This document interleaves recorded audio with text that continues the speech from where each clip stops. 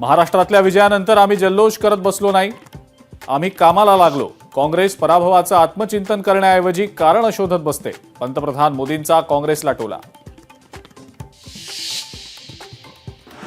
Mumbai महापालिकेमध्ये MIM भाजपला पाठिंबा देणार नाही. समुद्राचे दोन किनारे कधीही एकत्र येऊ शकत नाहीत, असदुद्दीन ओवैसींचं वक्तव्य. मुंबई महापालिकेच्या कायद्यामध्ये मॅजिक फिगरची तरतूदच नाही. जादा संख्याबळाच्या आधारे 2.5 वर्षांकरता महापौर आणि उपमहापौर निवडीचा मार्ग मोकळा. माझ्या विरोधातही प्रचंड पैसा वाटला गेला. मीही माझ्या मिरवणुकीची वाट पाहतोय.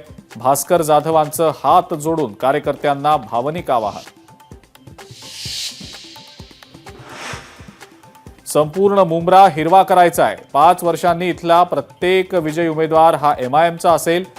जितेंद्र आव्हाडांना सेहर शेखनं ललकारलं. पालघरमध्ये निघालेल्या माकपच्या लॉंग मार्चचा आजचा दुसरा दिवस. पालघर जिल्हाधिकारी कार्यालयावर मोर्चा धडकणार. मागण्या पूर्ण न झाल्यास मोर्चा मंत्रालयापर्यंत नेण्याचाही इशारा.